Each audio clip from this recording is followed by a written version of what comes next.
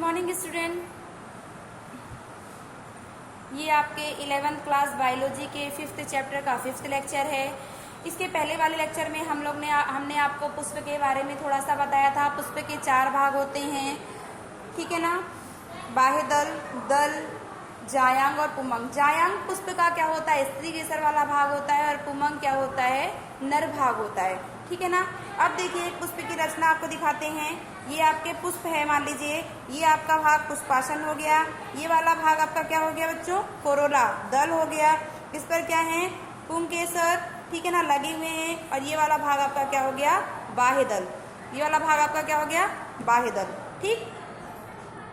इस तरीके से ये भी पुष्प है। तो चलिए अब देखते हैं पुष्प के बारे में। एक पुष्प, एक प्रारूपी फूल में विभिन्न प्रकार के विन्यास होते हैं जो क्रमानुसार फूले हुए पुष्पावृंत होते हैं, जिस पर पुष्पासन होता है। पुष्प जिस भाग पर स्थित होता है उसको हम क्या बोलते हैं, पुष्पासन। और पुष्पवृंत, जहां से पुष्प लगे होते हैं वो क्या होता है, पुष्पवृंत होता है। ये है कैलिक्स, कोरोला, पुमंग तथा जायांग। कैलिक्स तथा कोरोला सहायक अंग है, यानी जो पुष्प को रचना प्रदान करते हैं, जबकि आपके पुंकेसर तथा जायांग दोनों ही क्या हैं, इस जननांग है, यानी जो प्रजनन करने में क्या करते हैं, सहायता करते हैं। जब फूल में पुंकेसर तथा जायांग यानी पुमंग तथा जायांग दोनों ही हो, एक ही पुष्प में स्त्री केसर पुंकेसर दोनों ही उपस्थित हो, तो उसको हम क्या बोलते हैं, उभयलिंगी पुष्प, ठीक है ना। जैसे एग्जाम्पल आपका हो गया सरसों हो गया, आपका भिंडी हो गया, गुड़हल हो गया, यानी उसमें पुंकेसर और स्त्री केसर क्या होंगे, दोनों ही उपस्थित होंगे, तो उनको हम क्या बोलेंगे, उभयलिंगी पुष्प। ऐसे पुष्प जिनमें या तो केवल पुंकेसर उपस्थित हो और या केवल अंडक उपस्थित हो, उस जिसमें केवल पुंकेसर उपस्थित हो और या फिर केवल जायांग उपस्थित हो, तो उनको हम एक लिंगी पुष्प कहते हैं, ठीक है ना। तो इसका एग्जाम्पल है पपीता या फिर कद्दू। सम्मिति के आधार पर बच्चों, सम्मिति क्या होती है कि अगर पुष्प को हम किसी भागों से काटें, ठीक, तो वो कैसे हो, एक बराबर भाग में कट जाएं या फिर ना कटे, तो उसके आधार पर हमने पुष्पों को किस तरीके से बांटा है। सम्मिति में फूल त्रिज्या सम्मिति अथवा एक व्यास सम्मिति हो सकते हैं। जब किसी फूल को 2 बराबर भागों में विभक्त किया जाए तब उसे क्या बोलते हैं, त्रिज्या सम्मिति। जैसे आपका एग्जाम्पल सरसों, धतूरा, मिर्च आदि। लेकिन जब फूल को केवल एक विशेष ऊर्ध्वातल यानी सिर्फ केवल ऐसे ही काटा जाए, ऊर्ध्वातल में विभक्त किया जाए, तो उसे एक व्यास सम्मिति कहते हैं। त्रिज्या सम्मिति में बच्चों क्या है, किसी भी भाग से काट दो तो पुष्प का एक बराबर भाग होगा। एक व्यास सम्मिति में केवल आपको इस तरीके से काटना होगा, तो उसे एक व्यास सम्मिति कहते हैं। जैसे आपका एग्जाम्पल है मटर, गुलमोहर, सेम, केशिया आदि।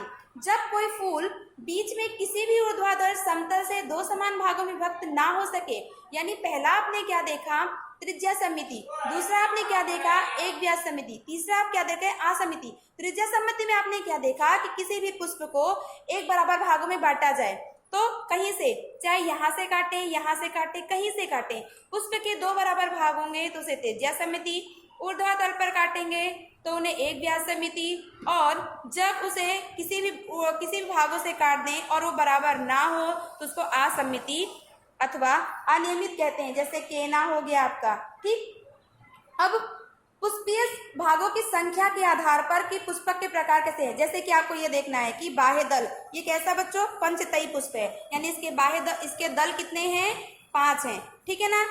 जैसे आपका ये हो गया। दूसरा आपका जैसे कि आपके जो उपांग है, यानी बाह्य दल हो गया, दल की संख्या अगर समान हो, यानी अगर इसमें बाह्य दल कितने हैं, 1 2 3 4 5, इसको काउंट कर लो, और आपके दल कितने हैं, अगर ये दोनों समान हैं तो इसको समावयवी पुष्प कहेंगे। लेकिन अगर इनकी संख्या, बाह्य दल की संख्या और दल की संख्या अगर समान ना हो तो उन्हें असमावयवी पुष्प कहते हैं। तो इसके आधार पर पुष्प को बांटा गया है। यदि देखिए एक पुष्प त्रितई, चतुष्टयी अथवा पंचतई हो सकता है, यानी उसमें दल 5 भी हो सकते हैं, 3 भी हो सकते हैं, 4। अगर 3 दल हैं तो त्रितई पुष्प, 4 दल हैं तो चतुष्टयी पुष्प। दल मतलब समझ रहे हैं ना बच्चों, ये कलर वाला भाग, जैसे ये कैसा है, चतुष्टयी पुष्प है, ठीक है ना, क्योंकि उपांगों की संख्या। लेकिन इसमें एक चीज ये देखना है कि बाह्य दल भी क्या इसमें इसमें ये देखना कि इसके बाह्य दल भी 4 हैं कि नहीं। उपांगों की संख्या दोनों कैसी होनी चाहिए, उसके आधार पर पुष्पों को बांटा गया है। ठीक, तो जिसमें बाह्य दल और दल की संख्या क्या हो, समान हो, उसको समावेयी पुष्प। जिसमें उपांगों की संख्या समान ना हो उसको असमावेयी पुष्प कहते हैं। तो यदि पुष्प में 4 दल उपस्थित हो तो उसको चतुष्टयी पुष्प, जैसे सरसों आपका।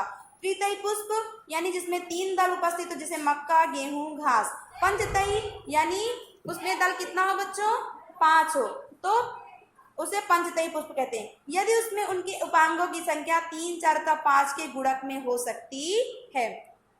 जिस पुष्प में सहपत्र होता है अथवा पुष्पबिंद के आधार पर छोटी छोटी पत्तियां होती है उन्हें सहपत्री पुष्प कहते हैं। और जिनमें सहपत्र नहीं होता उन्हें असहपत्री यानी सहपत्र विहीन कहते हैं। अब सहपत्री और असहपत्री कैसे होते हैं, जैसे कि मान लीजिए ये आपका तना है, यहाँ पर पत्ती है और यहीं पर क्या है, आपका पुष्प लगा है, तो पत्ती के साथ पुष्प लगा है तो इसको सहपत्री पुष्प कहते हैं। लेकिन यदि ये पत्ती ना हो, ठीक, सिर्फ केवल पुष्प लगा हो बिना पत्ती के, तो उसे असहपत्री पुष्प कहते हैं। ठीक, तो सहपत्री असहपत्री समझ में आ गया आपको। सहपत्री पुष्प किसे कहते हैं, जिनमें पत्ती के साथ क्या हो, पुष्प लगे हों, उन्हें सहपत्री पुष्प। और जिनमें असहपत्री, जिन्हें पत्ती ना हो केवल पुष्प हो, तो उन्हें असहपत्री पुष्प कहते हैं। चलिए, पुष्पवृंत। पुष्पवृंत बच्चों क्या होता है, जहां से पुष्प लगा होता है। पुष्पवृंत पर कैलिक्स यानी बाह्य दल, कोरोला यानी दल, पुमंग यानी नर जन्नांग अथवा अंडाशय की सापेक्ष यानी मादा जन्नांग के सापेक्ष स्थिति के आधार पर पुष्प को अधोजायंगता, परिजायंगता तथा अधिजायंगता भागों में बांटा गया। अधोजायंगता बच्चों क्या होती है कि पुष्प, अभी आपको दिखाते हैं बुक में, बट अधोजायंगता में जायांग सर्वोच्च स्थान पर स्थित होता है और अन्य अंग नीचे स्थित होते हैं। आपके जो अन्य भाग होंगे, दल, बाह्य दल, ये क्या होंगे, जायांग से नीचे स्थित होंगे। इस प्रकार का जो अंडाशय होगा उसको अधोजायांग बोलते हैं। ऐसे फूल हैं अंडाशय को ऊर्ध्ववर्ती अंडाशय कहते हैं। क्या बोलते हैं, ऊर्ध्ववर्ती अंडाशय। इसके सामान्य उदाहरण है सरसों, गुड़हल तथा बैगन। दूसरा है परिजायंगता। परिजायंगता में अंडाशय बिल्कुल मध्य में होता है और अन्य भाग पुष्पासन के नीचे स्थित होता है तथा ये लगभग समान ऊंचाई तक होते हैं। इसमें अंडाशय आधा अधोवर्ती होता है। एग्जाम्पल है आपका गुलाब और आड़ू। अधिजायंगता में क्या होता है, इसमें पुष्पासन के किनारे ऊपर की ओर वृद्धि करते हैं तथा अंडाशय पूरी तरीके से घेर लेते हैं और संलग्न हो जाते हैं और फूल के अन्य भाग अंडाशय के ऊपर स्थित होते हैं। इसलिए इस अंडाशय को अधोवर्ती अंडाशय कहते हैं। सूरजमुखी, अरक पुष्प, अमरूद का पौधा, अमरूद का, और घिया यानी लौकी का आपने पुष्पासन देखा होगा, तो लौकी बिल्कुल अंदर के। देखिए, अब देखिए, आपने अधोवर्ती का, पहले आपको ऊर्ध्ववर्ती का देखना है। तो मैंने क्या बताया था कि अंडाशय बिल्कुल ऊपर होते हैं, पुष्पासन से ऊपर भी अंडाशय क्या होते हैं, स्थित होते हैं और सारे भाग क्या होते हैं, नीचे से होते हैं। ओवरी ऊपर है और सारे उपांग क्या है बच्चों, नीचे से निकले। बाह्य दल सब क्या है, नीचे से निकले हैं। इस प्रकार के अंडाशय क्या होता है आपका, ऊर्ध्ववर्ती। दूसरा क्या है, परिजायंगता, यानी ये अधोजायंगता है। परिजायंगता में कहते हैं जो आपका पुष्पासन जायांग होता है, पुष्पासन के मध्य में क्या होता है, स्थित होता है। देखिए बिल्कुल मध्य में स्थित है, ठीक है ना। तो ये आपका क्या होता है, परिजायंगता।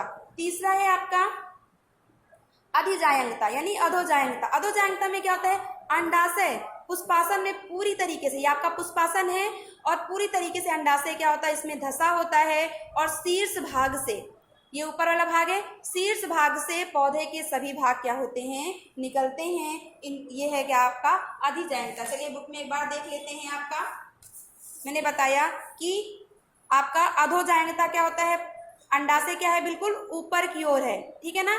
तो ये कैसा एग्जाम्पल होगा, अधोजायंगता। परिजायंगता में आप देखिए कि आपका जो ये अंडाशय है वो क्या है, बीच में बिल्कुल धसा है, तो इसको हम क्या कहेंगे, परिजायंगता। अधिजायंगता में क्या होगा कि सारे जो उपांग होंगे, कैलिक्स, या आपका कोरोला हो गया, आपका कैलिक्स हो गया, ठीक है ना, या आपका पुमंग हो गया, ठीक, ये वाला भाग बिल्कुल अंदर की ओर होगा और सारे उपांग क्या होंगे, ऊपर की ओर होंगे। ये क्या है आपका अधिजायंगता, ठीक। ये वाला आपका क्या है, अधिजायंगता, ये वाला, ठीक। सारे उपांग पर ये बिल्कुल बीच में क्या है, धसा हुआ है, ठीक। चलिए, तो ये हो गया। अब पुष्प के भाग देखेंगे। तो मैंने बताया था पुष्प के 4 भाग होते हैं, कैलिक्स यानी आपका बाह्यदल, ठीक। कोरोला, बाह्यदल यानी बच्चों हरा वाला भाग, ठीक। कोरोला यानी रंगीन भाग, जो पत्ती होती है। जैसे आपका ये वाला भाग क्या है, कोरोला, ठीक। और ये वाला भाग आपका क्या है, कैलिक्स। ये आपका क्या है, ग्रीन वाला पार्ट जो देख रहे हैं ये आपका कैलिक्स, ये बाह्यदल है, ठीक। ये वाला भाग आपका क्या है, दल। पुमंग, पुमंग यानी आपका नर भाग, पुंकेसर तथा जायांग, स्त्रीकेसर। कैलिक्स बच्चों, कैलिक्स क्या होता है, कैलिक्स पुष्प का सबसे बाहरी चक्र है। आप देखिए कैलिक्स सबसे बाहरी चक्र है पुष्प का, है ना, ठीक है ना। यह और इकाई बाह्यदल है। प्रत्येक बाह्यदल हरी पत्तियों की तरह होते हैं, ये देखिए हरी पत्तियां हैं इसकी, ठीक। और कली अवस्था में फूल की रक्षा करते हैं। कली, जब गुलाब की कली होती है आप देखिए तो पूरी क्या होती है, पूरी ऐसी ढपी होती है हरे रंग से, तो ये क्या करते हैं, फूल की क्या करते हैं, रक्षा करते हैं। कैलिक्स संयुक्त यानी बाह्यदली जुड़े हुए भी होते हैं और पृथक दली यानी अलग अलग होते हैं। बाह्यदली में आपने देखा, जुड़े में आपने देखा होगा गुड़हल, और बाह्यदली में बैगन तथा मिर्च। नेक्स्ट है आपका कोरोला। कोरोला यानी आपका ग्रीन रेड वाला पार्ट, यानी जो पुष्प का कलर वाला पार्ट होता है, यानी ये आपका क्या है, दल है। यानी जो पुष्प का रंगीन भाग होता है उसको वो क्या होता है, दल होता है। दल का काम क्या होता है, आकर्षण करना, क्योंकि ये रंगीन होते हैं तो तितलियां क्या होती हैं, इनको पाकर आकर्षित होती हैं। तो जो आपको इतना याद रखना है कि जो पुष्प का ये हरा वाला भाग है वो आपका क्या है, कैलिक्स है, और जो ये वाला भाग है आपका क्या है, कोरोला, ठीक। कोरोला दल पंखुड़ी का बना होता है। दल परागकण के लिए कीटों को अपनी ओर आकर्षित करते हैं तथा पौधों में कोरोला की आकृति रंग तथा भिन्न भिन्न होती है ना। देखिए इसका रंग अलग है, कोरोला की आकृति भी अलग है, ठीक है ना, इसका रंग भी अलग है। तो क्या कह रहा है, सभी पुष्प में रंग तथा आकृति क्या होती है, अलग अलग होती है। पुष्प दल विन्यास। अब बच्चों बाह्य दल और दल के आधार पर किस तरीके से व्यवस्थित हैं उनको हम क्या बोलते हैं, पुष्पदल विन्यास। पुष्प कली में उसी चक्र की अन्य इकाइयों के सापेक्ष बाह्य दल अथवा दल लगे रहने के क्रम को हम पुष्पदल कहते हैं, पुष्पदल विन्यास कहते हैं। फिर से देखिए, पुष्प कली में उसी चक्र की अन्य इकाइयों के सापेक्ष बाह्य अथवा दल के लगे रहने के क्रम को हम पुष्पदल विन्यास कहते हैं। जब दल, चक्र, बाह्य दल अथवा दल एक दूसरे से किनारे पर केवल स्पर्श करते हो तो उन्हें हम क्या बोलते हैं, कोर स्पर्शी। यानी आप देखिए कि ये आपका बाह्य दल, चक्र, बाह्य दल अथवा दल, यानी मान लीजिए ये पुष्प है, ठीक है ना, बाह्य दल और दल, ये मान लीजिए ये ऐसी संरचना है, ठीक है, दल है, केवल एक दूसरे से किनारे पर क्या हो, स्पर्श कर रहे हैं, यानी एकदम छुए भी ना हो, एकदम वैसा ऐसी इस तरह से व्यवस्थित हो। यानी जो पंखुड़ियां हैं, जब मान लो ये पुष्प है, पुष्प की पंखुड़ियां एक दूसरे के बिल्कुल पास हो लेकिन आपस में क्या हो, छुई ना हो, तो इसको हम क्या बोलते हैं, कोर स्पर्शी। क्या बोलते हैं इसको, कोर स्पर्शी। जैसे कैलोट्रोपिस, यदि किसी दल अथवा बाह्य दल को किनारा अगले दल अथवा दूसरे दल या फिर तीसरे पर अति व्याप्त हो तो क्या बोलते हैं, व्यावर्तित। आप देखिए कि एक भाग अंदर, दूसरा भाग ऊपर, इसका एक भाग ऊपर, इसका एक भाग, यानी एक दूसरे से क्या, एक दूसरे के कोने एक दूसरे के किनारे से क्या हो, ढके हो। जैसे देखिए इसका किनारा इससे ढका है, इसका किनारा इससे ढका है, इसका, तो इस प्रकार का जो पुष्प दल विन्यास होता है उसको क्या बोलते हैं हम, कोर स्पर्शी। क्या कहते हैं, सॉरी, इसको क्या कहते हैं, व्यावर्तित। क्या कहते हैं, व्यावर्तित। यानी इस कोर स्पर्शी में आपने क्या देखा कि दोनों के किनारे क्या है, एक दूसरे से केवल छुए हैं, ठीक। लेकिन व्यावर्तित में क्या देखना है कि एक दूसरे के किनारे क्या है, ढपे हुए हैं, एक दूसरे को क्या है, ढके हुए हैं, ठीक। ये आपका व्यावर्तित है।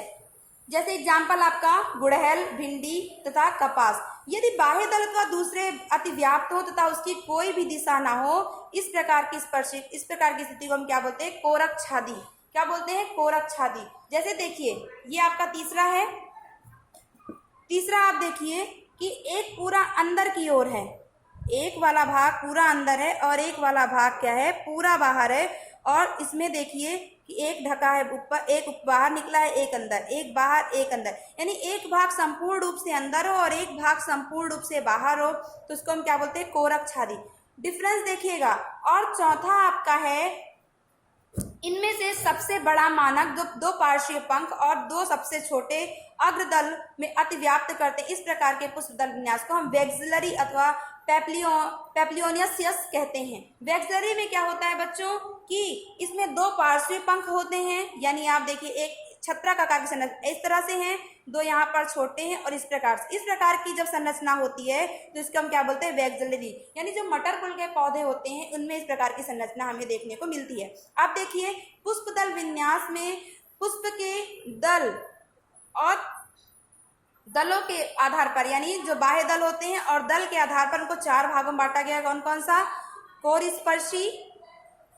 कोरस्पर्शी, दूसरा है आपका व्यावर्तित, तीसरा है आपका कोरछादी और चौथा है आपका वैक्सिलरी। ठीक है ना। कोरस्पर्शी में क्या होता है कि किनारे जो उनके होते हैं वो आपस में क्या होते हैं, छुए हुए होते हैं। ठीक है ना, स्लाइटली बिल्कुल। व्यावर्तित में क्या होता है, एक दूसरे का किनारा एक दूसरे से क्या होता है, ढका होता है। कोरस्पर्शी व्यावर्तित में ये होता है। इसके बाद कोरछादी में क्या होता है कि एक दल पूर्ण रूप से अंदर और एक दल पूर्ण रूप से बाहर और तीनों क्या होते हैं, इस प्रकार से व्यवस्थित होते हैं। वैक्सिलरी में क्या होता है, ये छत्रकनुमा संरचना बनाते हैं, दो इनमें छोटे होते हैं, इस प्रकार से संरचना मिलती है और ये सबसे बड़ा मानक है। ठीक है ना, ये है आपका वैक्सिलरी का एग्जाम्पल। आज के लिए बस इतना ही। नेक्स्ट वीडियो में हम उमंग के बारे में पढ़ेंगे। इतना आपको तैयार करना है। Thank you.